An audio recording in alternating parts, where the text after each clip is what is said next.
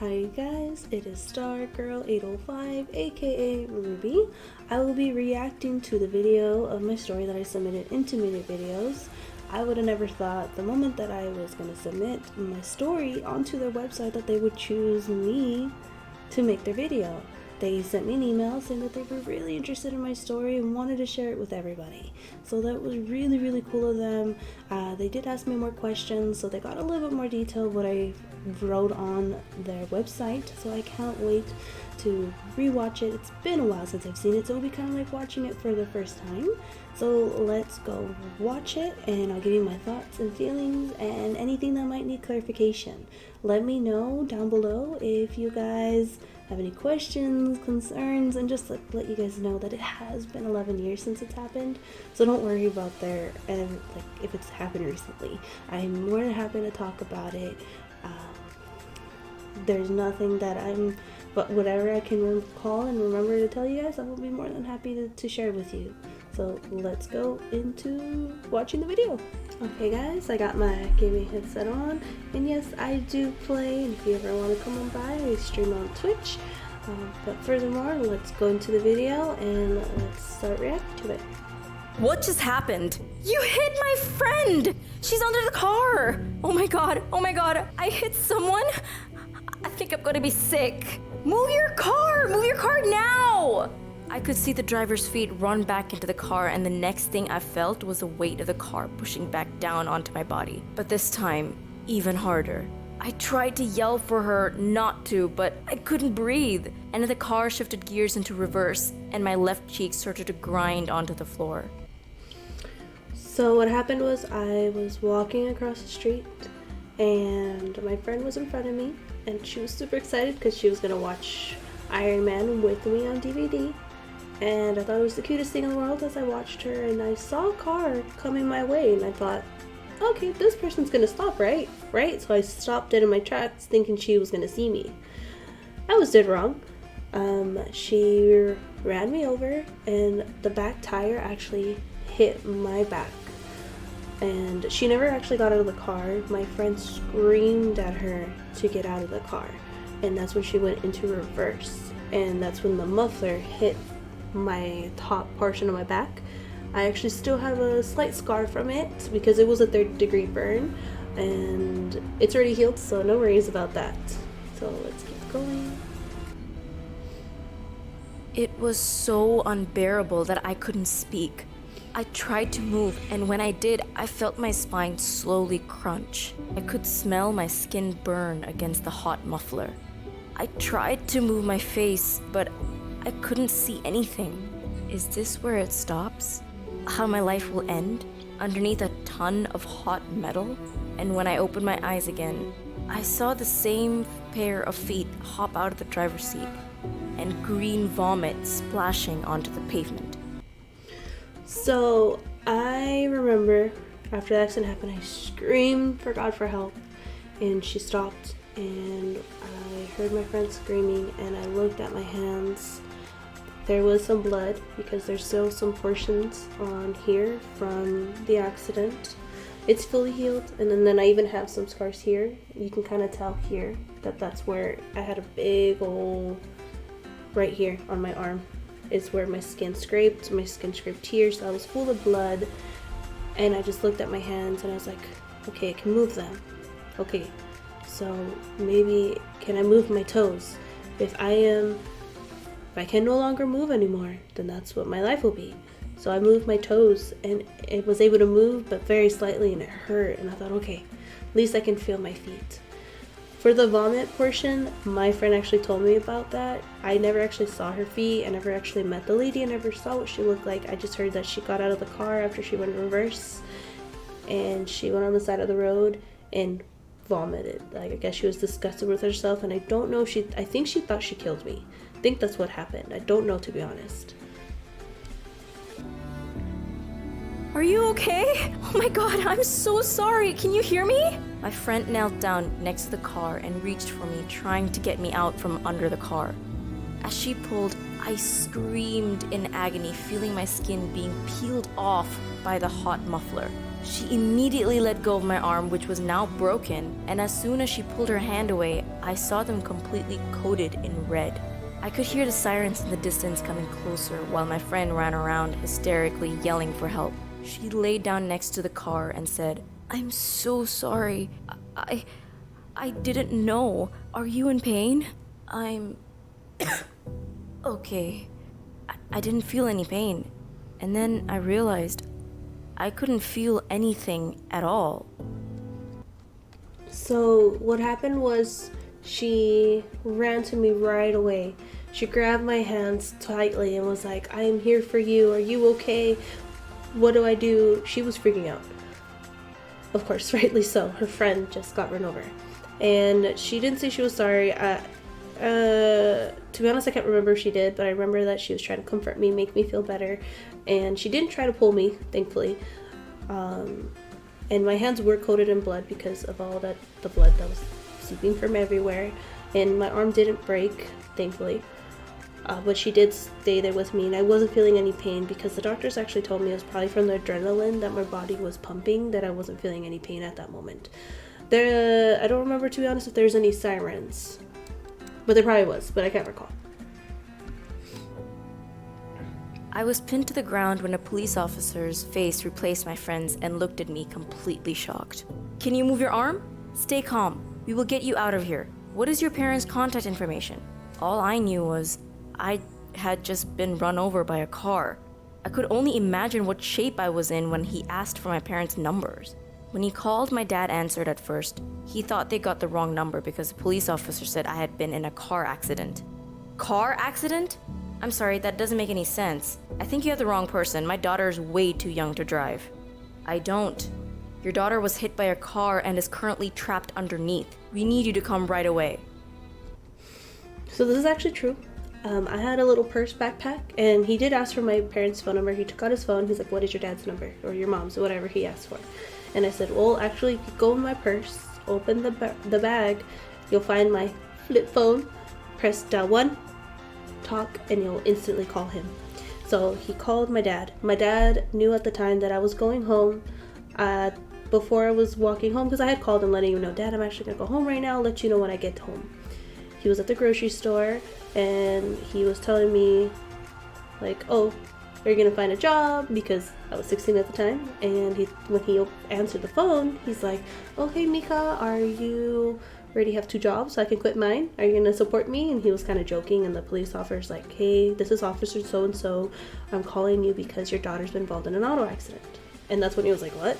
He looked at the phone, went back, and he's like, "Who the heck has my phone? Has his number? Who's this guy?"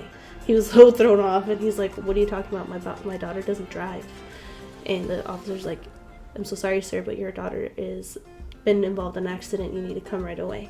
And my dad dropped everything. They were almost done actually grocery shopping. They had a whole cart full of food, and he told my stepmom, "Drop everything. We're leaving right now." She had no idea what was happening. She was freaking out because he was freaking out. Let's keep going. I heard a truck come closer and voices yelling all around me. I tried to figure out what they were saying, but the words were muffled with voices of strangers. A firefighter knelt down and said, "Everything will be okay. We're going to lift the car up and pull you out. It might hurt a little, but I promise we will get you out." I saw a jack go under the car and a bunch of people surrounding it, making sure it didn't move too much to one side. At the corner of my eye, I could see the driver sitting on the curb with her head between her legs. I wondered if she was okay, and then I heard a hammering sound and a weight lift off my chest, and I screamed. So I remember the police officer telling me that he told my dad he was on his way. He called the firemen, and the firemen were on their way too. And I remember looking down because there was actually enough space because the lady that was driving the car was driving a Durango. So there was a lot of space where I was underneath it. I looked underneath and I could see the fire trucks coming. And they came, they got a jack. I don't remember who was on the side or where it was in the middle. And they lifted it off of me. It felt like I could breathe. I didn't realize that the muffler was putting so much pressure on my back that it was hard for me to breathe because I could still breathe normally, and I was just more concerned with what was going on. And I felt like, a weight was lifted off my shoulders, and I don't know, to be honest, to this part right here with the lady crying, I don't remember. I have no idea what happened to her after the accident.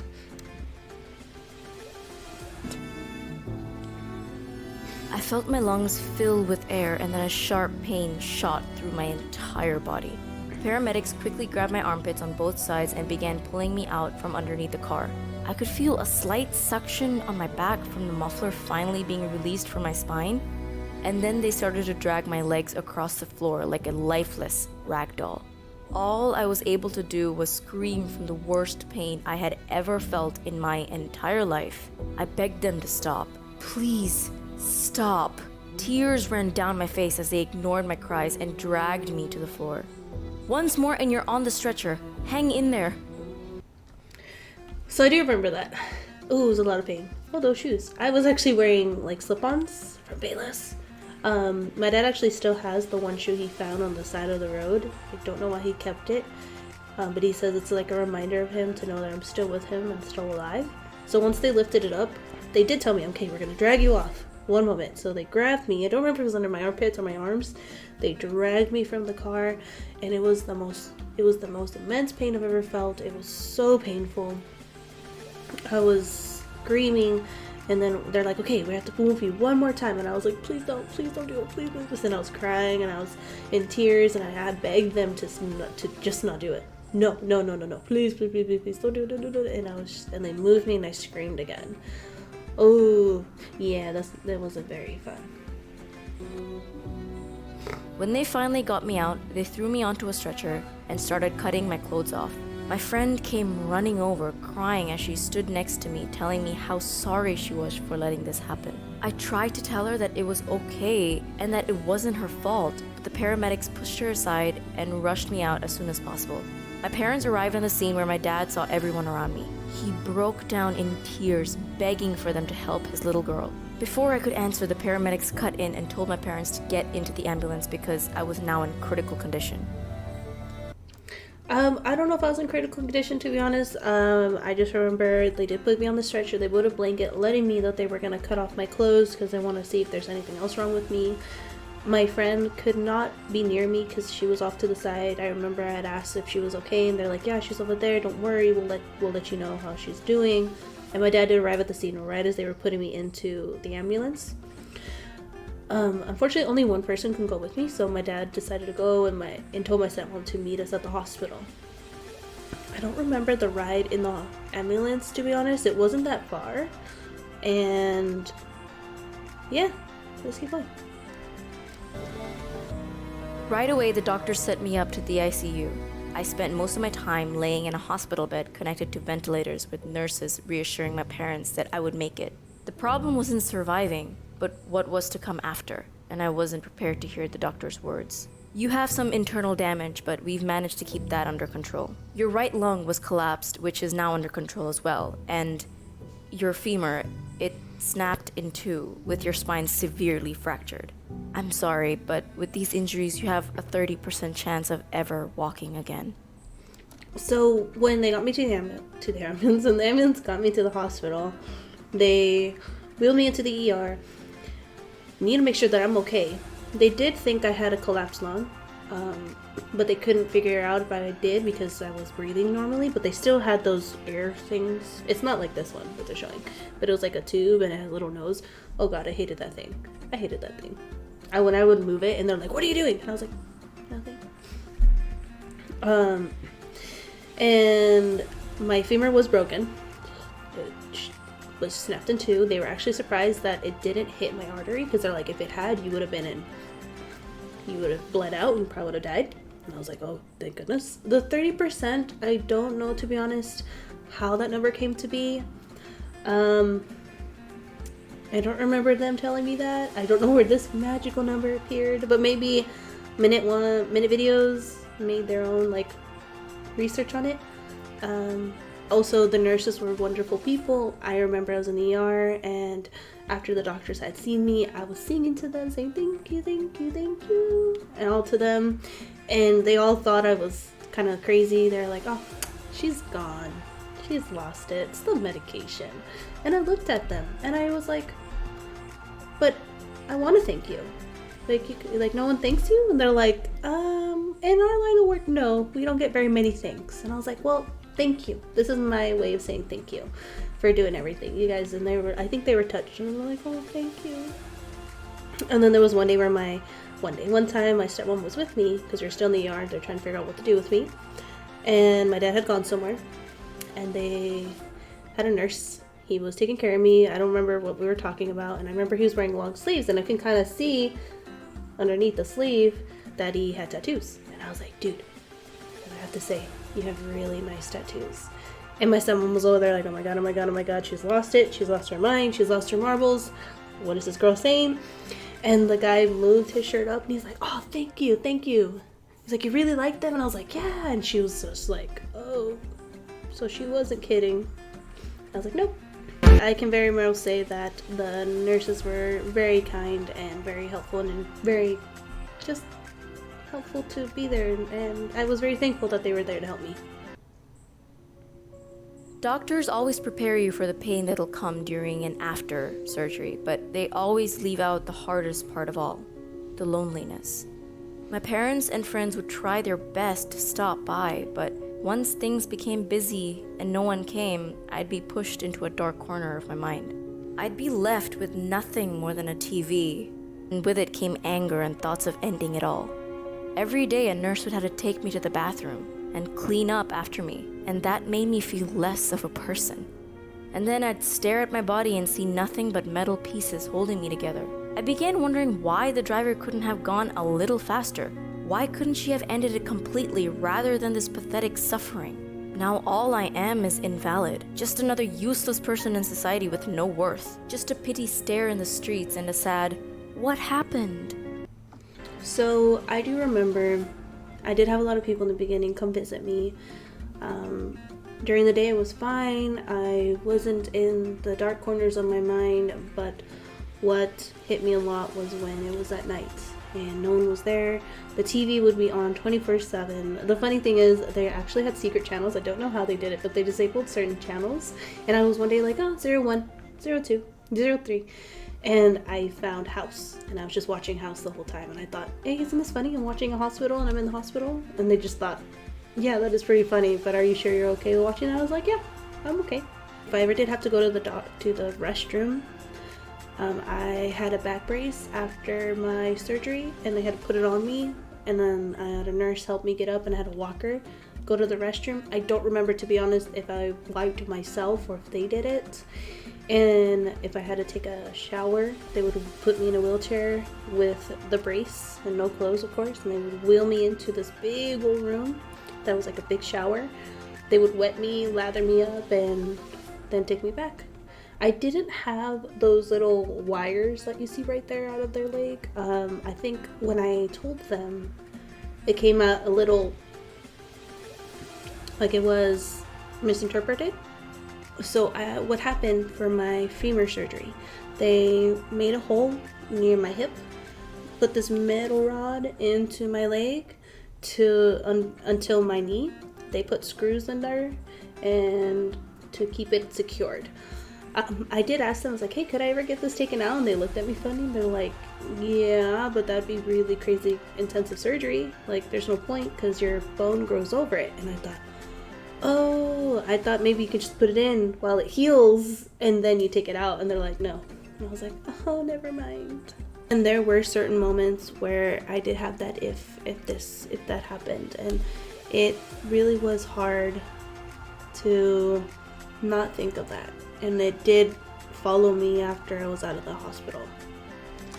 And the reason why my friends weren't able to come visit me as often as I wish was because I was still in school. We were still during the school year, so they had to go to school during the day. So let's keep going.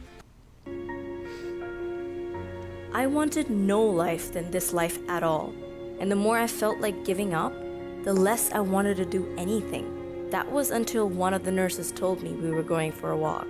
I tried telling her that I wanted to stay in bed, but she insisted and lifted me anyways. When I asked where we were going, she ignored and never told me. She only said what I needed to know.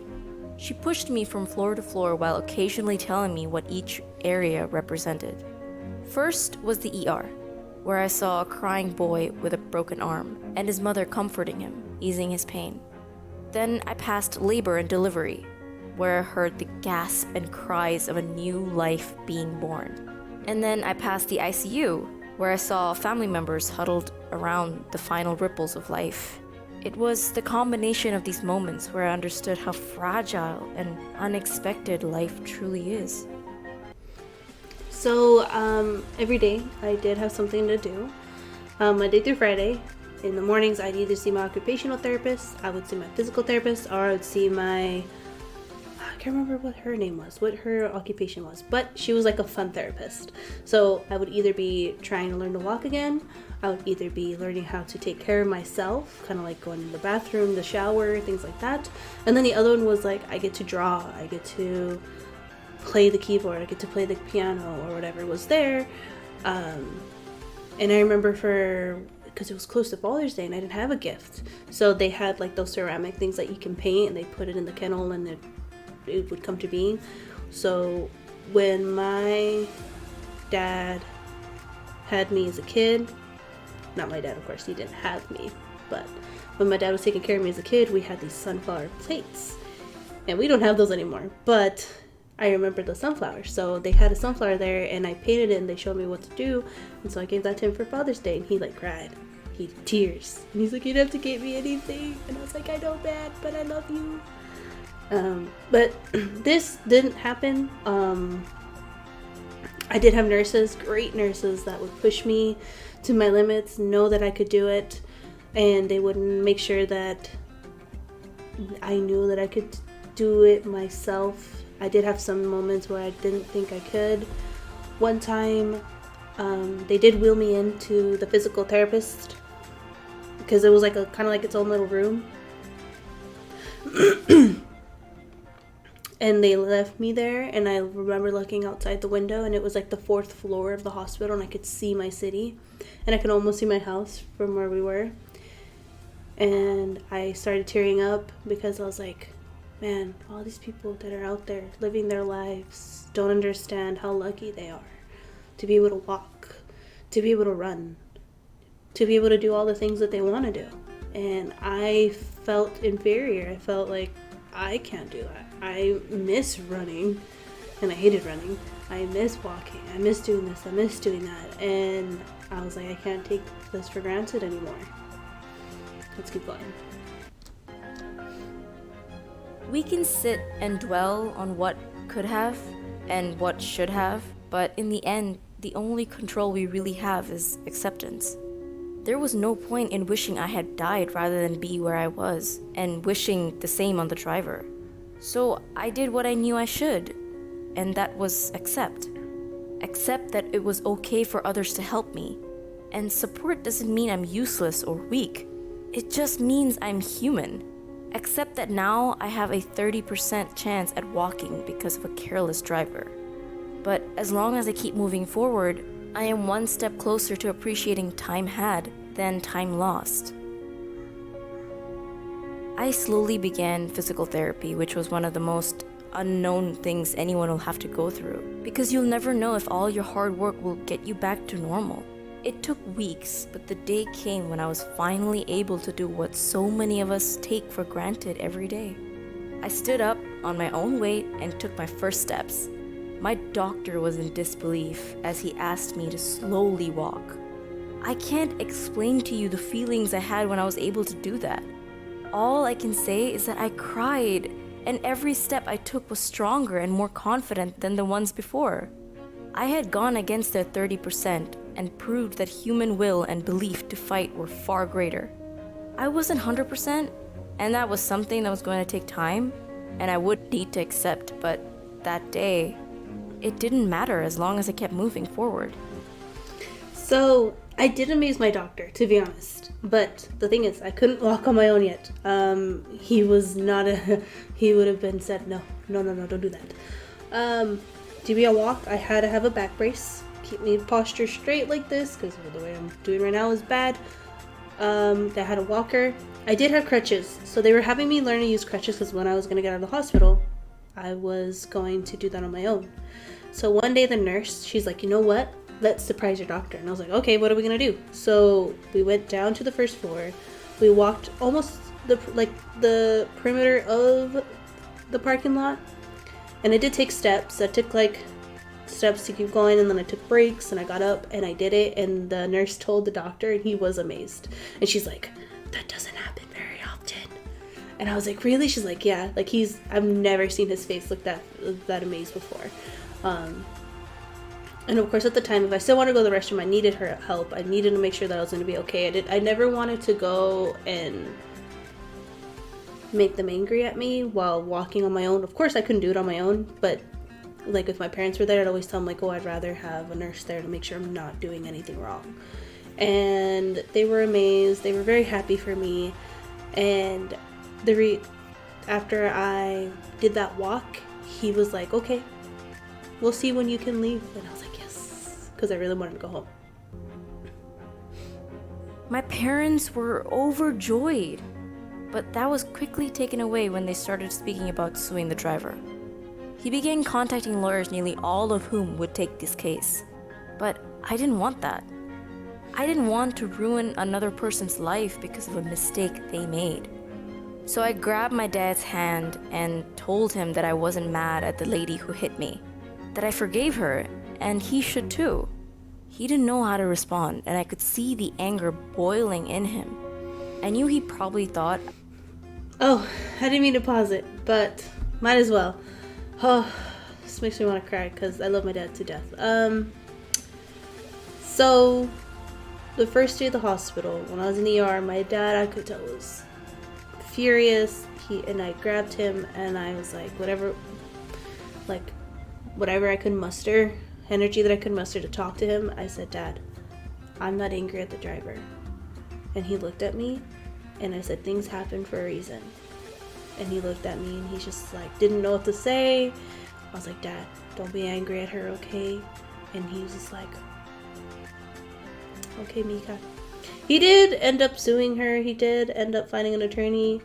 I just told him, I told him like, Dad, whatever medical that's happening to me, whatever, I don't know, you're doing, I don't want to know. I don't want to know. You want to tell me, that's fine, but I do not want to know any of what the doctor's saying as long as I'm doing better. I don't want to know if you're going to sue. If you are going to sue, I don't want to know what's happening there. And he's like, okay. Because I wanted to focus on myself. I didn't want to focus on anything negative around me. I just wanted to get better. I was being naive, but instead of saying anything, he just nodded. I think in that moment, all he needed to know was that I was okay. That despite everything we had gone through, I still had the strength to give when he needed it the most.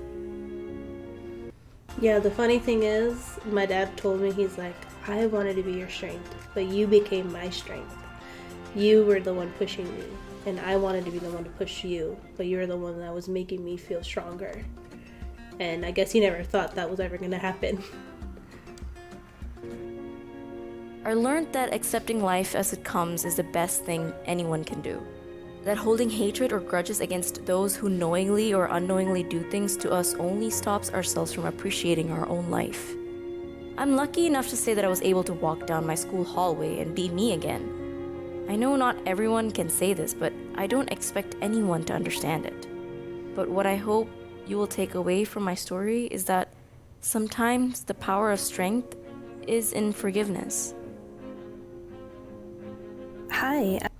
Okay, so this is where I talk. I don't want to hear myself again.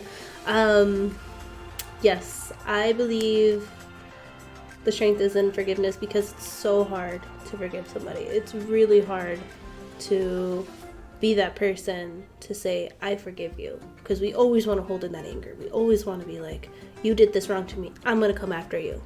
And it's like, no. It's like, once we just let go of it and we don't worry about it, then that's going to be all that is. I did go back to school.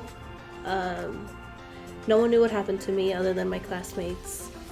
So I would be the only kid walking around with a rolling backpack, unfortunately. Thankfully, no one bullied me because I was a senior. I think I did have some kids kick it, but not on purpose. Like, it was on accident. And I just remember, like, it was really hard. My doctor let me go on my last day of my junior year of high school.